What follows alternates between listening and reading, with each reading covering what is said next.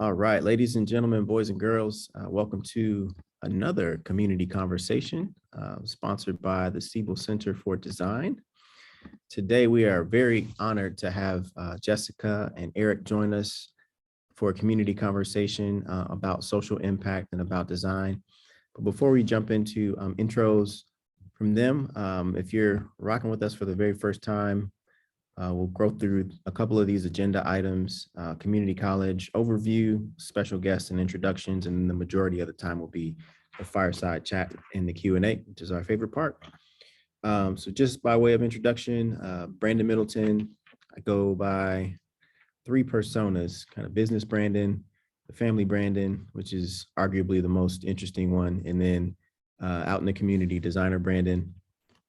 My co-instructor, Bert, I think is still traversing snow and inclement weather right now. So this is Bert, co-instructor for this Introduction to Social Design course.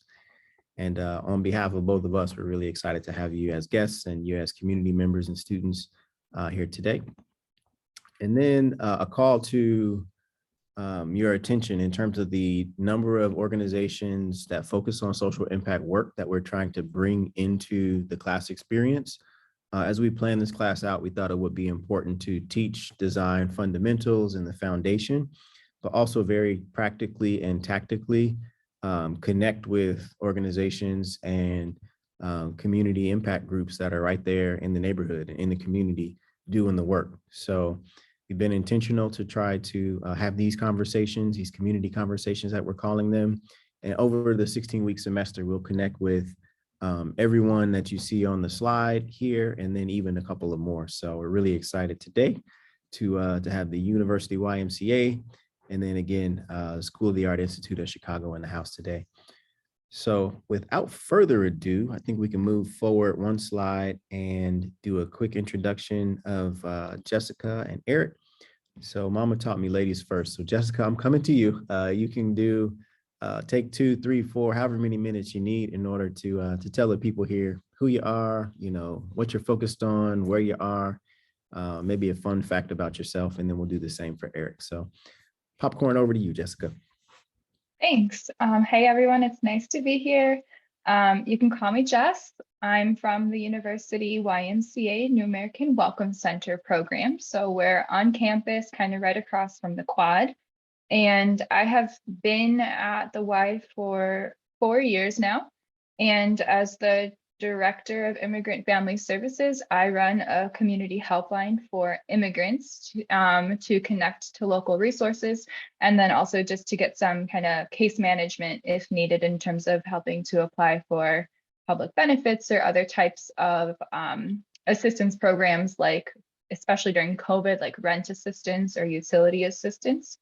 I also get to work with a lot of really great student interns, and I am also a licensed social worker, so I use that in my role as well. The Welcome Center has been around for 5 years now. We just had our birthday, so it's a pretty new program, and I've been part of it for 4 years. So I've seen a lot of the growth of the program and have been able to just kind of help with that in terms of deciding where we want to go and learning about how to develop a program in that way. So it's been pretty cool.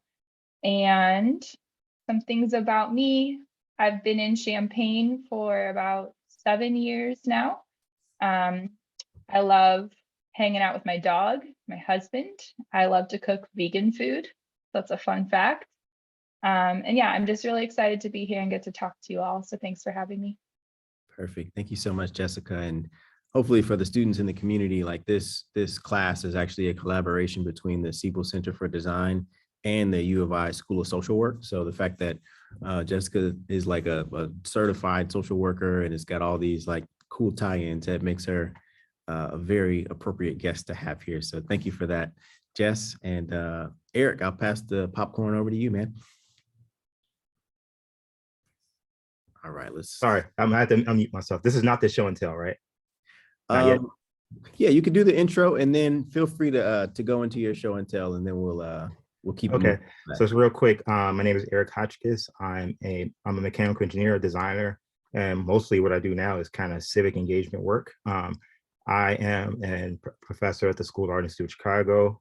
But a lot of stuff I might talk to you about today is stuff that's not there. So I help develop a lot of our programs for in terms of civic engagement for the Art Institute of Chicago, which is right here in Chicago.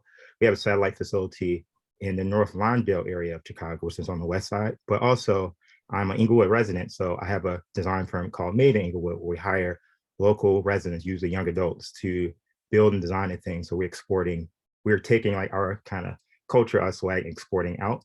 I'm also part of the Love Fridge movement. If you ever seen like the community fridges that are all over Chicago, they're all over the nation, but we focus on Chicago, which is a mutual aid group, which I'll show you a little bit of today also. Excellent, excellent.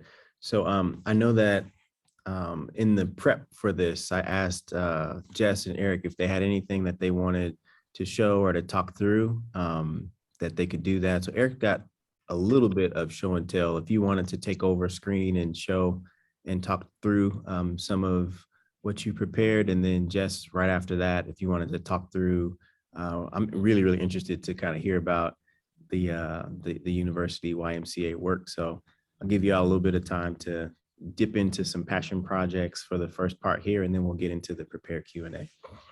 Yeah, so I'll just share and like kind of rifle through. Oops, I still can't share. Wait, no, I can share, I got it. Okay, perfect. I'll stop. So this is an old presentation, but I'm just gonna rifle through some of the things that I've done in the past year or so, and really just rifle through it and allow you all to ask questions about it, because I can talk on and on and on. So one of the things I'm also is the Inglewood Artist in Residence for the City of Chicago for the Invest Southwest initiative. So I'm responsible for a lot of the initiatives and the investment in the south and west sides of Chicago, which has historically been disinvested in, kind of directing what some of the arts and culture dollars are going to in the community, make sure that they're community oriented and not, it's what we call bottom up and not top down in terms of design, right? I teach at SEIC, and specifically I teach at SEIC with in a satellite facility that's on the west side of Chicago, North Lawndale. If you're going to be doing design, you need to be outside the bubble. If you all know where SAIC or School Art Institute is, it's downtown. That's in a bubble with downtown Chicago. It's not like the rest of the neighborhoods of Chicago. So you want to get out there in the community. So we have another building, or at least a classroom off campus on the west side of Chicago. We run a design consultancy. We do work for residents, small businesses, and community groups in North Lawndale. So some of those are working on kind of a lot of what we've done working on parks. I'm rifling through some of the projects. We always partner with community members. This is partnering with a local high school. They're called CC Academy, or Christian Community Alternative Academy, to build what they call a perma park or a permaculture park. So we did that and show images of that. This is a project that is kind of grown. So this is a project called Walkability. We were investigating the walkability of this one intersection on Holman and Harrison on the west side of Chicago. We ended up doing an LED mural. I'll lead with that, but that wasn't the intention. What we wanted to do is just highlight all the problems that were wrong with the area. So the idea of us doing a mural is, you think that, yeah, we're art school, did a mural. That wasn't the case. We actually looked at all things were wrong, and we looked at one is lack of infrastructure and a lack of community connectivity. So this mural, specifically, the reason we have LEDs there is to shine a light on the problems that are there with the road and kind of force the or not force, but the work to really shine a light on those problems and get the Chicago Department of Transportation to really fix those, because they did this winter. So all the problems that are wrong with this street, barriers to walkability, were fixed, and we're happy about that. But that came along by us kind of doing this project, and we're going to be doing a bigger project, an asphalt art project, to really change the infrastructure of this intersection. But a lot of it is, we're going to talk about, I think a lot of the questions is, how do you do that? You work with community, right? So even though this is a project with SAIC, we really work with community members. Specifically, we brought in 8 high school students that are from the area, and we paid them to design this project with SAIC faculty and students kind of supporting them, right? So I'm showing videos of what that looks like. So there were students that were paid to come out and do it. Then the community just came out, and we had muralists, graffiti artists out there to instruct them. Another big project is the Douglas 18 project. So this was taking us building a miniature golf course on the west side of Chicago. So how do you do that? It's a lot of work, but a lot of it is, again, work with community members. So we work with teams over the course of 3 years to like design it. And when I say design it, not just come up with pictures, they designed it. They shopped it to the community. They built, they were redlining drawings, coming up with budgets, raising money to develop this project. So we started out with community buy-in, where we just kind of showed up one day, went on what we call 16th Street in Chicago, and we just put art up and down the street. The art was about bird conservation, but also about the art we were doing. So we can make the community aware of what we were bringing to the community. And we did that different types of ways. Then we started making miniature mobile golf courses. In Chicago, we had lots of block parties. So we did before COVID. So we went to every block party on the West Side and brought these little miniature golf courses that the young adults built to give them a sense of what it could be and what we were doing.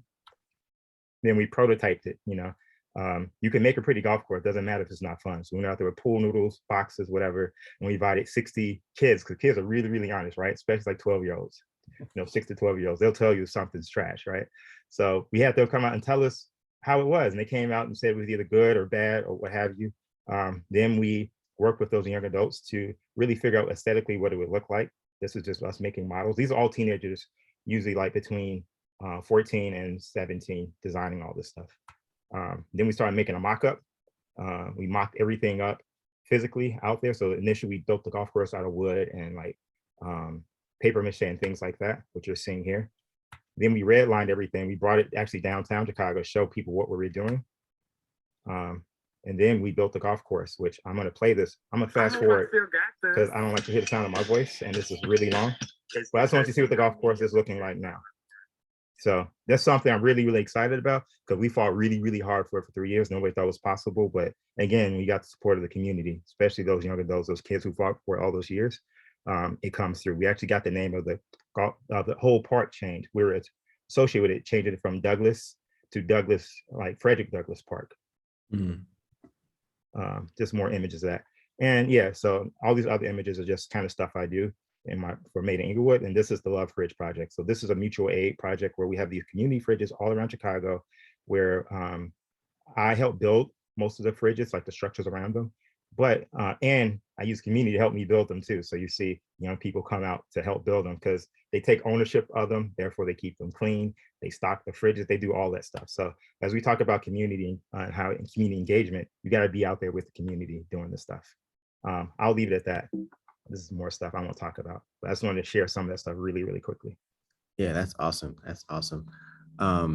Thank you for sharing. I know that, it touched on a lot of stuff that we've spoken about in the class already, in terms of designing with instead of designing for, kind of from inside of a bubble, kind of the power of community and involving the people, resourcing them. It's great to hear that you were able to find budget to actually give to the school children that we're helping and the young adults that we're helping. So many different things that kind of tie into what we've been focusing on in the class so far. So thanks for sharing that. And Jessica, I want to give you the same opportunity. If you wanted to either tell the story of University YMCA or kind of give a little bit more of a detailed overview of the work and the focus that you've got. We'll do that, and then we'll jump into some of the prepared questions. Yeah, that sounds great. And I have something I can use to share that with. So first, just to kind of give you an idea of the changes that have happened over the past 5 years. This is a photo from around September of 2017, right when the Welcome Center was first starting. And this is actually the entire Y staff at the time. And there are three people in this picture who were part of the Welcome Center team at the time. Only one was a full-time staff member, and the two others were full-time volunteers. And there are no immigrants in this photo. So fast forward to 2 weeks ago at our just NOC staff retreat, that's New American Welcome Center for short. This is how much the team of just the Welcome Center program has grown. And now in this picture, only 2 people are either not immigrants and also not children of immigrants. So it's changed a lot in really exciting ways. I just want you to have kind of that in mind. And then this is, I'm also stealing from a different presentation, but this will just give you a little overview of what we do. So the Welcome Center is only one program of the Y. There's a lot of other ones that are really exciting too. So if you've never come to visit us, please do. We have a lot of great spaces for both students and community members to just hang out. There's good homework space. There's a great Thai restaurant that's open every day.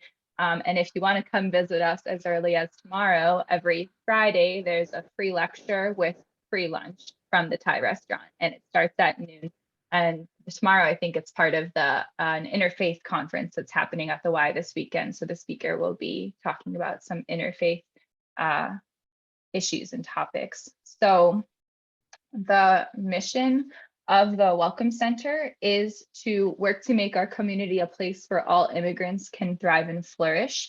And we do this through engaging local institutions, mobilizing community resources in order to ensure equitable access to services, economic opportunity, and meaningful belonging for everyone. And all of the pictures in the background are from a bunch of the different programs that we've done over the past 5 years. And I love it because it's super colorful.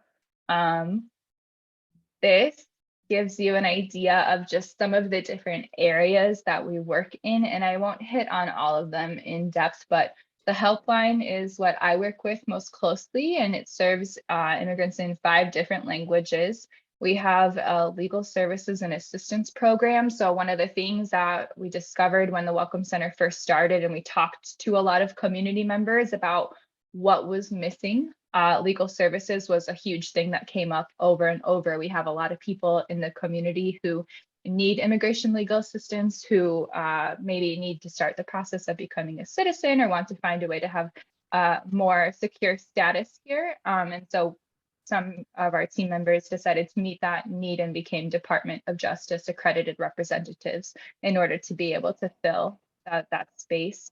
We do a lot of community education. So we have a program that's called Community Navigators. And so there's immigrants from 3 different communities within the larger immigrant community in Champaign County. So the Chinese community, the Latinx community, and then the Congolese or Francophone community. They come, they get educated on really whatever they're interested in that would help their community, and then they bring it back. So there's been a lot of information about COVID, about the census when it was going on, about how to know your rights if you're stopped by the police. It really varies.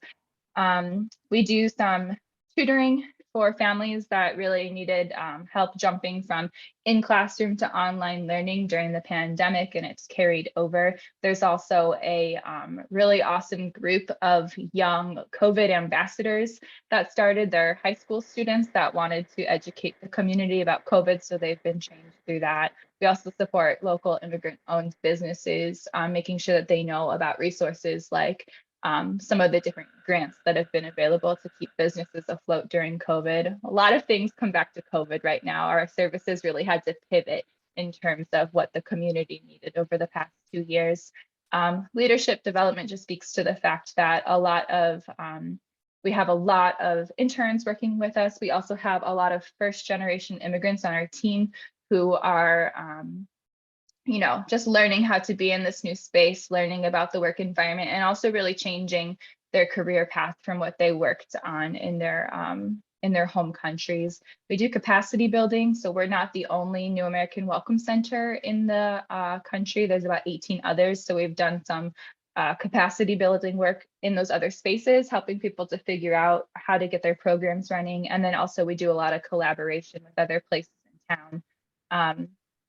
One coming up is we're doing a dental day with the Parkland College Dental Hygiene Clinic and helping to get people connected to appointments and helping to provide language access.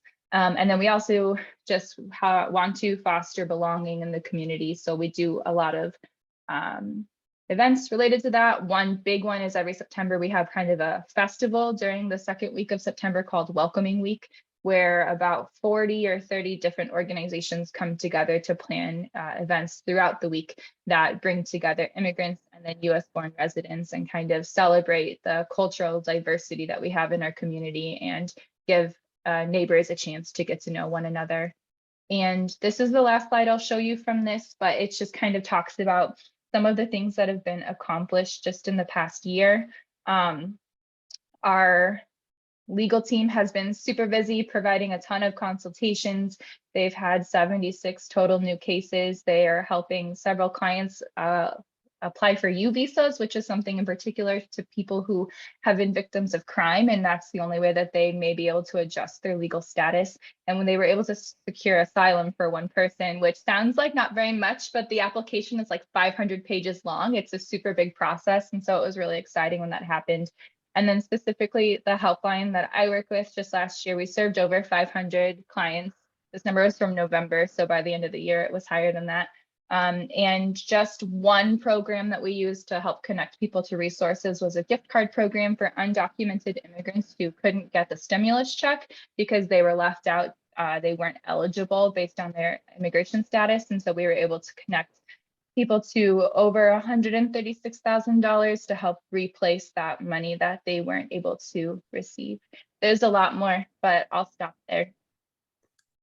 Wow. So I'm hoping that all the students, like we actually just this past week on Tuesday talked about perspective taking. So the ability to kind of jump outside of yourself and to understand what it might be like to walk in the shoes or the lived experiences of some other folks.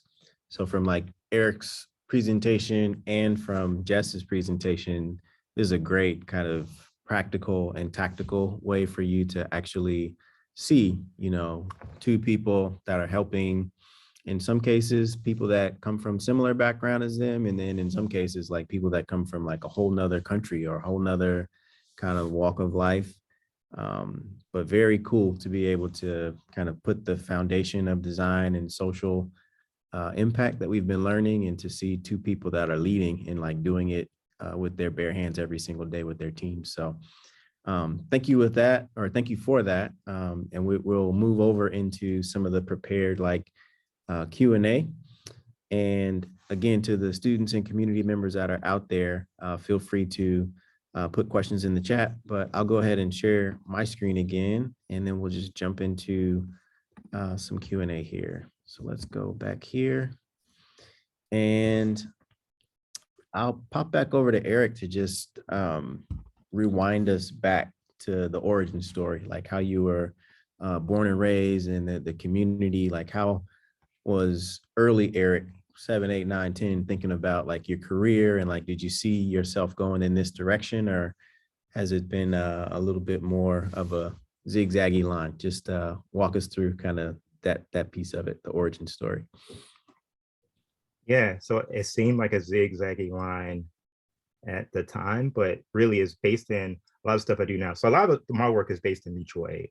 So I talk about some of the work I do at SAIC and on my own. So, SAIC is a school. Most schools are nonprofits. My business is a for-profit, and the work I do with the Love is mutual aid. But the way all those things work is mutual aid, right? Especially during design, I think what I heard from Brandon is like getting to know the community, which we're always talking about. A lot of times the community is the expert. They know way more than us, right? But the idea of mutual aid, that mutual exchange, right? That's how things work. And that's how I kind of grew up. So I'm from the South Side of Chicago, grew up in the Inglewood neighborhood.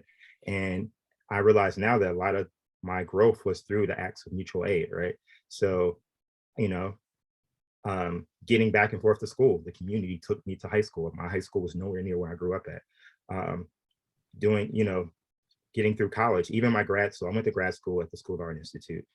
Even that, like, one thing was really cool was my senior thesis. We have a big thesis show in arts. If any of you in an art program or a design program there at UIUC, you probably know what I'm talking about.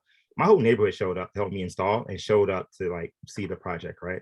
So it's always been a part of myself. So I always thought it was like zigzaggy, right? Started off as an engineer, then went to design school, and then I worked in commercial design, and then I started my own business, and then started teaching, and et cetera, et cetera. But it all is ideally rooted in mutual aid, was something that was instilled in me from like an early age. Yeah, and before I pass the popcorn over to Jess, I'm thinking back to like me and Eric were on campus at a similar time. And I remember in 2004 when Hurricane Katrina hit, kind of how the university transformed into a welcome center of sorts for people that were impacted by the hurricane during that time. So like, when you were talking, Jess, I started to like reminisce a little bit about how you respond and you react to what's necessary at the time, as opposed to having this long kind of strategic, planned out, every I dotted, every T crossed. Started to bring back those memories. So same question for you, like the origin story and how you, we're growing up and thinking about how you would impact the world and the work you would do, but be remiss if I didn't get nostalgic a little bit about that time back in 2000. I think that was 2004, 2005. Mhm. Let's see. So I grew up on a farm in the south suburbs of Chicago. And I grew up around people who were pretty similar to me. I studied Spanish in high school because I had to, and I wasn't very good at it. I found that it was really hard for me to remember vocab words. But I always loved English classes, and I liked that they helped me to communicate better. And so when I was thinking about college, I decided that I would keep studying Spanish, even though I didn't like it, because I wanted the end result of being able to talk to more people than I would otherwise have been able to. And so through the course of my Spanish classes, we had to do some kind of like community engagement type things that went along with our classes. And so I ended up interning at a place that served a mostly Spanish speaking neighborhood in Grand Rapids, Michigan. And while I was there, I started to encounter things that I had just never thought about before and hadn't been part of my own experience. So people would come in who needed help reading their mail, like official mail from the government that came to them in English and they couldn't read it, or finding their family members who had been picked up by ICE and they didn't know where they were and they didn't know how to find them. Things that were really outside of my realm of experience. And then I also ended up volunteering at a refugee resettlement agency that also housed unaccompanied minors.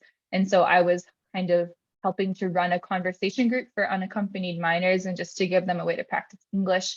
And I didn't even know that there were unaccompanied minors in the United States at the time. So if anyone is unfamiliar, it's children under the age of 18 who have come to the US alone and don't have someone here that they're going to meet up with. And so these kids were in the custody of the government and were waiting to either be placed with a family member or a sponsor, or possibly just waiting for a court date that might have sent them back to their home country. So yeah, after kind of seeing those experiences, I realized that there was a lot of work to be done in those areas, and it was something that I was interested in. And then fast forward to, I moved to Champaign after I graduated, and I was working at a health clinic called Francis Nelson or Promise Healthcare. And it's one of the local federally qualified health centers. So it serves people who might be on Medicaid or might not have insurance. And about 30% of the people who came in were Spanish speakers or immigrants. And so while I was there, I just kind of started to notice how difficult it was to navigate the US healthcare system for anyone. But then if you add on the addition of just being unfamiliar with it or the language barrier, it was just that much harder. And so while I was there, I decided that I wanted to study social work. So I went back to school to get my master's degree. And for a master's in social work, you have to do an internship. So I found the University YMCA while I was doing my internship, and I ended up interning there. And I just stayed because I loved the work and I thought that they were doing it in a really great way, and I wanted to be part of it. Yeah, thank you for sharing that. And that's awesome to kind of see the inputs as you were younger in life to understand kind of how it brought you to the work today. And I thought that, now that we've got the overview of each of your organizations and some of the background, if we pivot out of that for a second and go into this, just like to more humanize each of you, like let's talk about hobbies and things that you like to do to kind of chill out and things that you enjoy outside of kind of the work that you do. Eric, I'll come over to you. Just give us a sense of when you're not designing, art for refrigerators, or you're not, creating golf court, like maybe this is fun and you do it 24/7, or maybe you've got other things to kind of balance you and provide the self-care and all of that. When Yes. it's not snowing and it's not COVID, like tell us what what we can find you doing. Yeah, it's all kind of intertwined now. So stuff I want to say is fun, I do for fun is kind of similar to what I do for work, right? So like I'm a designer by trade and an engineer, but like stuff I do for fun is still that. So I do a lot of art. So when I talk about when I show that work I do, right? The mural work is not what I do, it's more planning out what those fridges look like, how they'll survive the winters, all that stuff. And we invite local artists to come paint them, but every once in a while I do that. So painting, I'm a gearhead, like big on cars when I have time, working on cars, racing cars, all that stuff, and archery. I'm all over the place. But yeah, that's kind of how I spend my time. A lot of it outside of archery is similar to stuff I do for work. So um, but yeah, and food, cooking. I love cooking, experiencing cooking. Yeah, cooking, but that's also a little bit tied into what I do now too with the love for it. So yeah, I guess it was destined to do this stuff. Got it. This picture like Robin Hood is starting to form. Like you shooting bows and arrows, and you're also stealing the king's food and like creating feasts for your friends and your and your family. That's cool, man. So Jessica, I'll come over to you with the same question. Like if we're not talking University YMCA type of stuff, where can we find you? What kind of hobbies do you have and things do you enjoy? Like I mentioned, I love to cook. I love to try new recipes, but I try to limit myself a little bit to just like, one or two a month. And I also like to garden during the summertime. So last summer I got a community garden plot, getting back to my farming roots, and it's been fun. I think my parents laughed at me a few times when I would call, be like, "What plant is this? I forgot what I planted," or "I don't know where I put it." So still kind of in the learning process there, but really enjoying it. And then I'm a reading machine, so I love to read. I'm reading the Outlander series right now. And then also I have been watching some of the old, like late 90s, early 2000s teenage dramas from TV. So like One Tree Hill and Dawson's Creek. It's been good. That's super cool. Dawson's Creek just took me back, like the WB from like way back in the day. Okay. Um, so let's jump back into like the social design and some of the work. We mentioned COVID and the pandemic, and it is apparent to me that you probably are operating a little bit differently today than you did like, 2, 3, 4, 5 years ago. So I'll start with you, Eric, and then go over to Jess. Like, talk to me about how the pandemic has like shifted the way you deliver kind of the service and the impact to the community, how you think about it, how you have to like plan for it and pivot. Yeah, honestly, it didn't shift it a whole lot. It intensified it, right? Because there's a pandemic of the, COVID-19, but we're already in multiple pandemics. People are ignoring pandemics of inequity, right? The idea of like access to food is something people have been struggling with for a while. The fact that infrastructure, people's neighborhoods has never been looked at. We're looking at it now, but that's been a problem for years, right? So it didn't really shift it. It just, the idea of when 2020 hit, the work that I was doing came into national attention, and everyone, I probably got a little bit more support, and then things just kind of doubled, intensified, right? Because there's a bit of an added burden because now more people need these services. Mhm. More people need community fridges and mutual aid projects. More people need infrastructure, right? Just going back to the Douglas 18 project, that's an amenity that most communities don't have amenities, right? We think about public parks and public gathering spaces. Um, During the COVID-19, that's how people went to blow off steam. You Mhm. go to your beach or some outdoor space. People didn't have that, right? And we had to build that from scratch, and we were building it slowly. But I think a lot of these issues, right? Most people didn't know that most school kids go to like school to get food, right? And that's something with CPS or most public schools. Most of the country found out that it was a food service at that time. So a lot of this stuff, I would say, nothing changed. It just intensified, and we doubled down on what we were doing. Mhm. Yeah, that's good to hear like a different perspective and again an acknowledgement that there's kind of almost a pancake of different social issues that have been kind of stacked on top of each other. So great call out. And same question over to you, Jess. Like, how have you shifted and pivoted and tried to figure out how to do what you're doing today? Yeah, things shifted a lot for us, almost overnight. One thing that is really obvious now that I don't think a lot of people would realize is that for immigrants, not everyone has a bank account. a lot of people are sending money home to family in other countries. And so when things shut down at the beginning of the pandemic, some people in more secure positions could go a week or two or a month on their savings. And it was worrisome, but it wasn't a problem. For the people that we worked with, it was like overnight, they were worried about how to pay rent. And so we immediately started raising money for and then distributing money from what we call our Immigrant Relief Fund. And at this point, we've given out something like over $300,000. That's mostly been raised from the community and then some private grants too, just to help people with rent and utilities. A lot of misinformation about COVID was going around everywhere, but also in the immigrant community. And so we ended up working a lot with our immigrant staff members and then volunteers to try to understand what was being said, what like concerns and fears were, especially around the vaccine when it became available, and trying to figure out ways to provide information to help encourage people to get vaccinated when they felt comfortable. It was especially a concern with the Francophone community, which is largely Black African community locally, and just a lot of like trauma and bad history around vaccines in the Congo, for example, and ways that they had feared that vaccines were being used that were translating to here.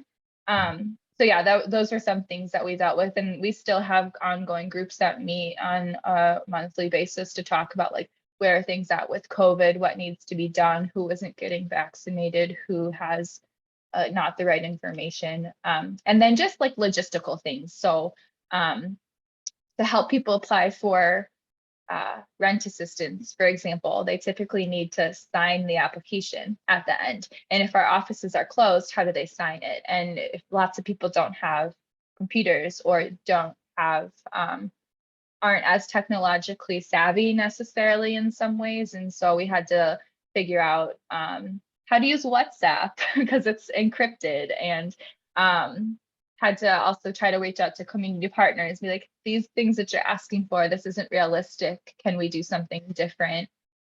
So there's been a lot of different, kind of hoops to jump through, and just trying to rethink how we did things to make our services still be able to reach people who wanted them.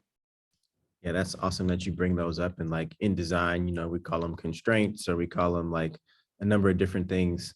But to know that you've got a design for kind of multiple languages, multiple cultures, and make it accessible in like a maybe not so high tech way is great kind of insights for us as designers to put into our back pockets. And to one of the points you were making, this past Tuesday, again, we talked about widening perspective. The second half of class, we talked about data visualization and like storytelling kind of visually. So the next question I wanted to ask that both of you probably have some decent experience with is like, how have you found storytelling through kind of visual or storytelling through data? How have you planned for that? How have you had to present in order to maybe get resources, like that kind of thing? I'll start with Eric and then go to Jess again, but it's apropos in that we were talking about kind of storytelling with data and using like visualization in order to get our point across just a couple of days ago. Yeah. I'm gonna try to stay on topic. It's a little bit of a tangent because that's like a hot button issue, especially in communities in Chicago. I imagine communities, especially we call them overexploited communities, not underserved, overexploited. Sorry about that. Someone's calling. I lost my Zoom. Coming back to you. Okay, I'm back. Call them overexploited communities, but they've also been overexploited in terms of over research, right? Without giving anything back. So a lot of that storytelling comes into how we actually engage with communities, and that's empathy building, right? There's one thing to do research, and in the like the design thinking methodology, right? You have empathy or empathize, and you have like testing, prototyping, et cetera, et cetera. It used to be called research, but research doesn't work without empathy, right?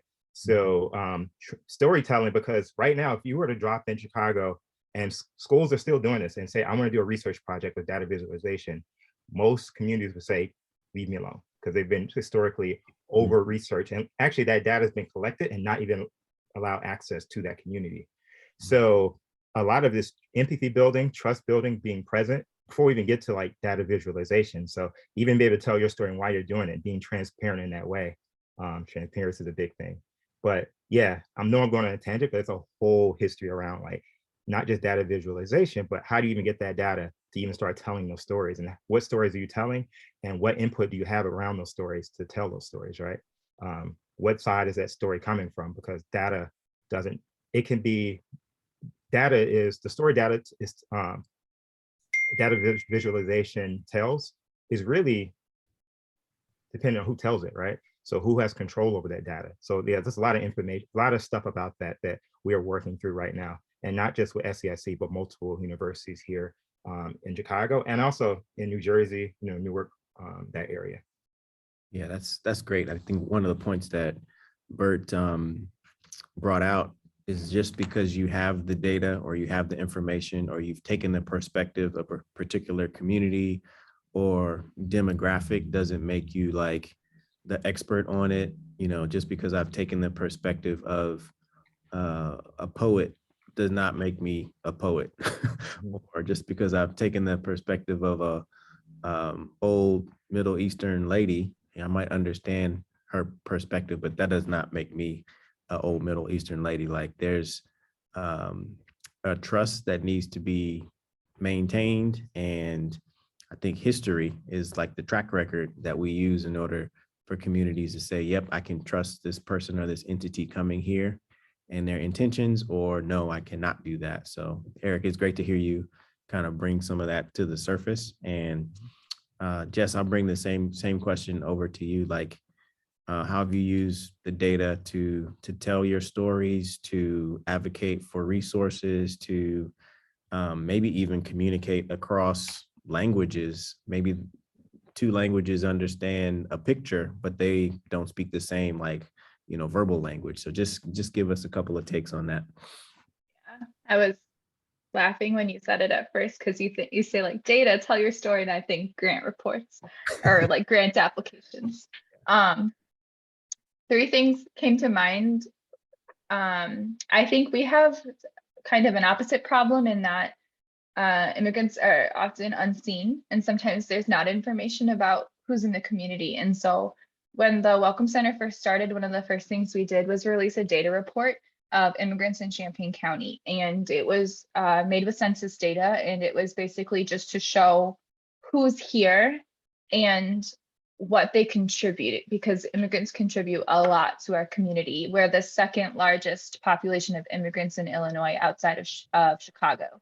And people don't know that, and people don't know what the immigrants in our community do. So we released the data report, and we got feedback that it was too positive, we were kind of looking at the community with rose-colored glasses, which is valid. So we took that, and fast forward 5 years to this past September, we released a Champaign County welcoming plan, and the plan was developed with the input of around 1,000 immigrants who replied to a long survey questionnaire that we had about access to resources in our community and what life, everyday life, is really like. And then also input from employers who employ immigrants or would like to, and the challenges there, and then also different organizations who serve immigrants and what that's like and what the challenges are. And so the welcoming plan basically outlines a 5-year plan for our county of ways to increase access and solve problems that immigrants are facing in 6 different areas of what is called the 6 pathways of immigrant integration. So things like public safety or education and employment, or language and education, and there's a few others. So those are kind of 2 different things that what we've done with data. But then also during the 2020 census, we were doing a really big push to get people counted because in past censuses, immigrants were undercounted. And so if representatives don't know who is in their community, they can't advocate for them. And if we can't show that there are people here that are impacted by different policies, then we also don't have as much leverage when talking to our representatives. So we worked really hard at that. And the last thing that's related is with COVID, with all the data that's been going around, we've also been really conscious of the fact that there's been a really negative story painted about immigrants and just like what challenges that they're facing, right? So it's all been like, oh, they've been highly impacted. Oh, they need help. Oh, this is what's going on. COVID is really hurting the community.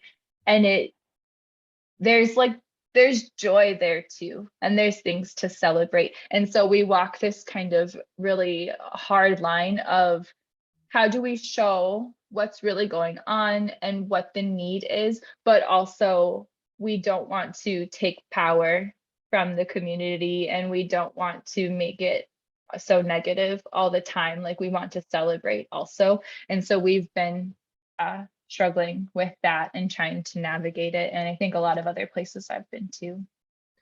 Yeah, that's a really important point. I think not in our semester so far, but like the ideas of like dignity and power, and I think the human psyche is more like drawn to the sensational and like even the news, right? You see the tickers and you see kind of the kinds of stories that have been told. They skew a little bit more to the negative and sensational than to like the positive and like the affirming for the community. So that's a great point that you bring up, and like the wanting to balance it so that you're getting what you're advocating for, but also kind of maintaining the dignity and power, I think is a good call out for all of us as designers here. So thank you. So another call for folks to put questions in the chat if you have them. I've still got a couple more. I think we got about 15 or 20 more minutes here. The next one I've got. Rennie, can I jump on that data question again? Sometimes it's also question the data you're receiving. I'm just talking about like a lot of the food programs that happened in 2020, right? The federal food programs, on how effective they were. Really combing through the data, but also being present and having a story around that data, right?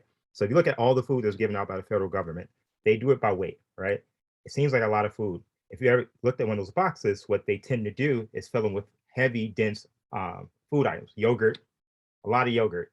Most people got more yogurt they can know what to do with, right? Yeah.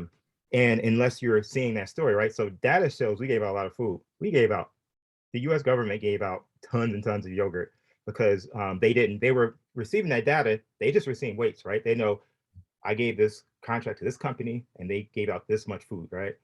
They were filling those boxes with yogurt, so much yogurt, and giving them out. And only people who knew what was happening there, because we went through so many channels, were residents, right? So I have that story. I'm reporting back. Federal government has no idea that they didn't really help anybody. They gave out yogurt, right?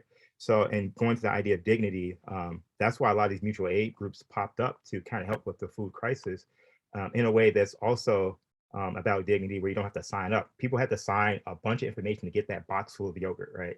So how do we challenge that? How do we challenge the data we're receiving, right? Yeah, that's a great call out too. And like the anonymity, Jess, that you talked about, like some of the immigrant populations not wanting to, offer up certain information, and then the requirement that you need to fill out a whole application in order to get something like a basic meal. Those are two things that are also worth thinking about as constraints. And it's a work between the community, kind of the legislation, political system of the area, the kind of corporate, what are the businesses in that community actually responsible for? So it's a hairy problem or a challenge that has multiple stakeholders. And when we kind of venture into social impact, like we've heard from other special guests throughout the course of our semester, like that's why perspective taking is so important, because you'll have to appeal to people who have different priorities.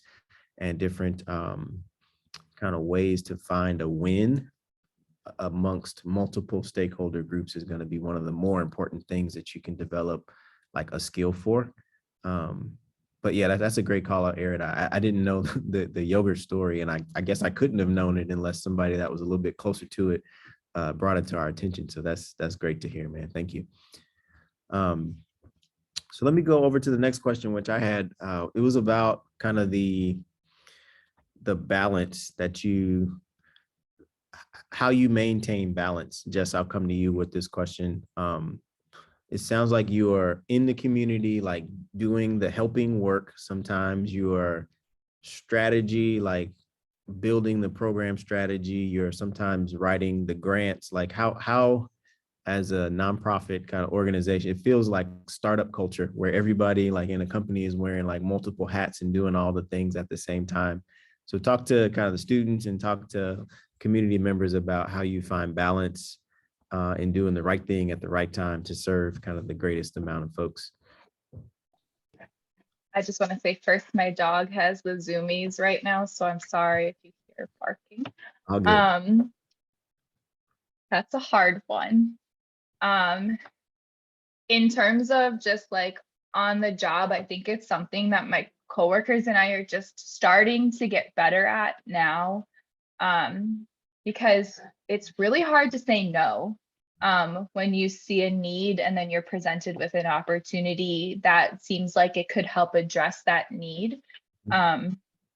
It's really hard to say no, but that's how you ensure burnout, right? So that you have to figure out how to say no.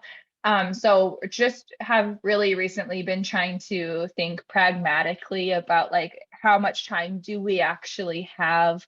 Does this create a new program, or does this deepen work that we're doing and continue to address needs that we're already working on? Because it at times can be good to do a lot, but sometimes it's better to do fewer things to a deeper level. And so we've just been really trying to work on that.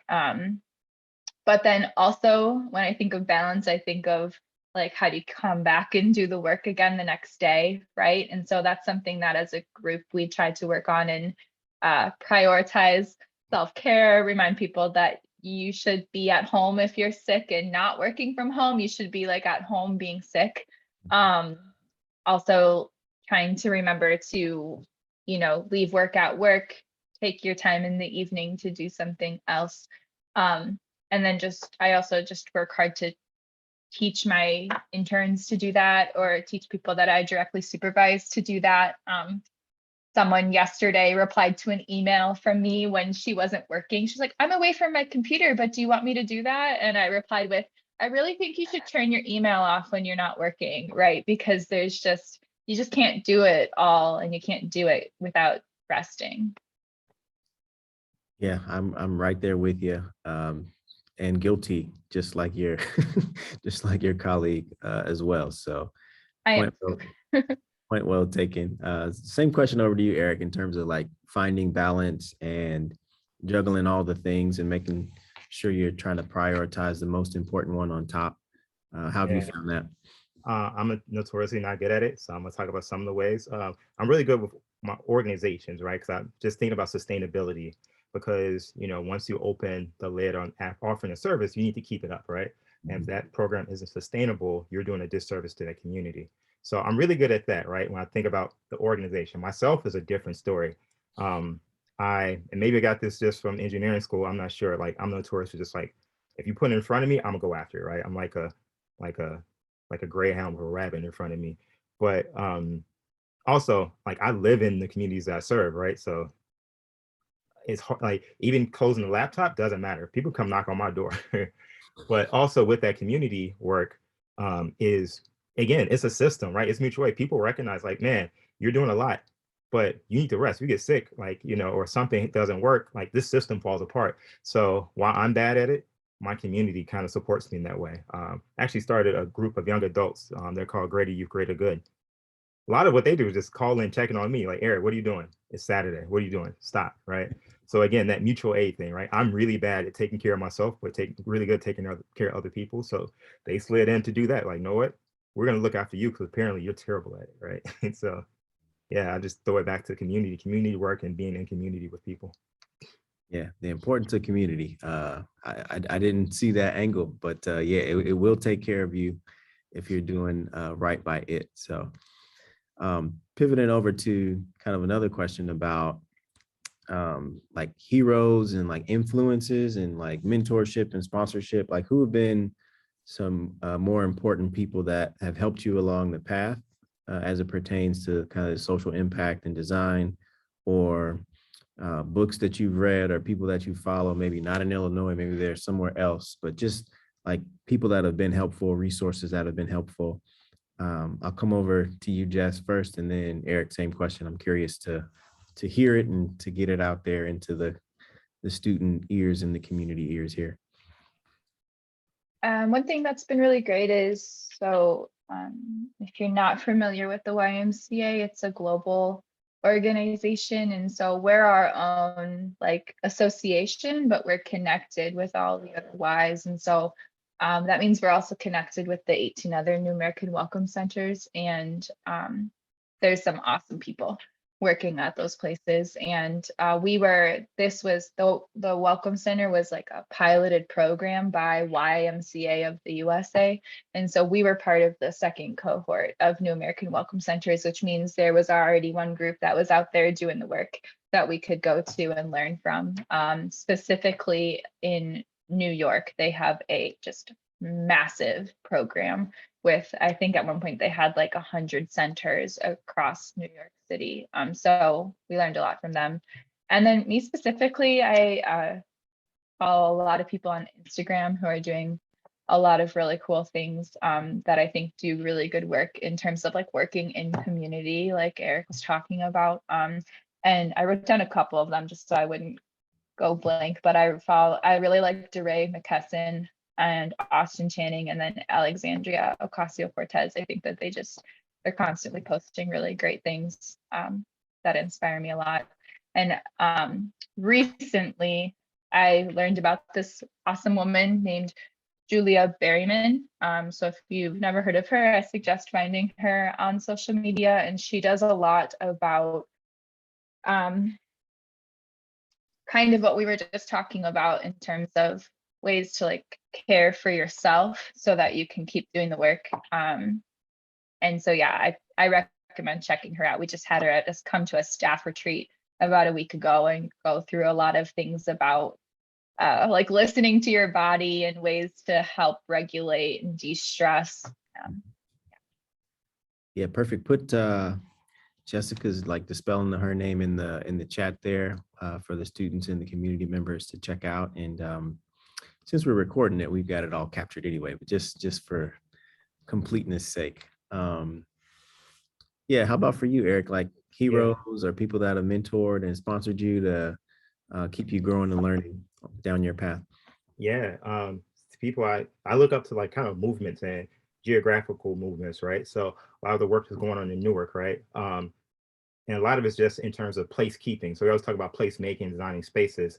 I want to stop talking about that as much, talk about place keeping and keeping spaces or highlighting spaces or places that are already existence for people. So look at the work that's going on in Newark, New Jersey, with a lot of the people that are doing work there. I'm gonna be specific to groups I shout out some of the young adults doing stuff. There's a group called She Wins, where those young adults, even though it's called She Wins, it is, not just for young women, but they're doing a lot of work just in terms of like building up themselves and having a voice in their community and say so in their community, right?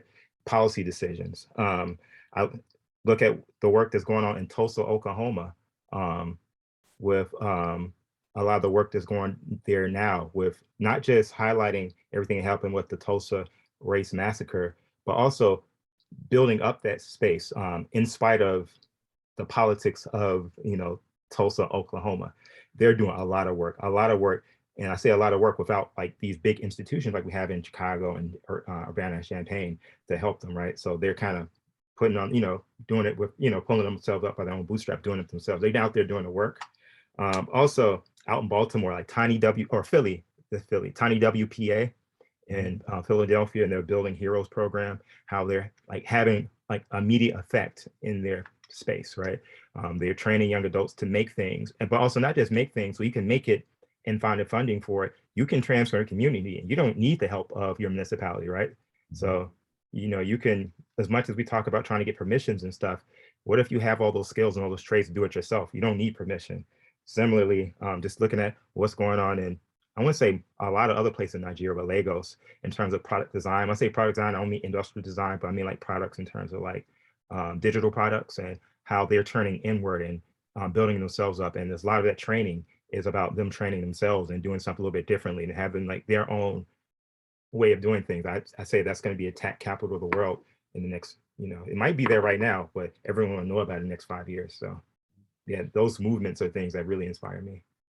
That's awesome. Thank you for sharing those both, Jess and Eric. And I think to that future state that you talked about, like my last question that I'll ask with the few minutes we've got is about like the future that you would like to see, kind of the thing that you're hoping for, and kind of what you're putting your hands to the work and hoping it turns into over the next handful of years. So Jess, I'll come to you with that question about kind of the idealistic and optimistic future you're hoping for. And then Eric, same question. I'd love to hear your thoughts there too. You've probably heard it before. I think a lot of nonprofit people say the same thing, but the dream is that we work ourselves out of business and that the programs are just no longer needed and that there's equitable access to all of the community resources.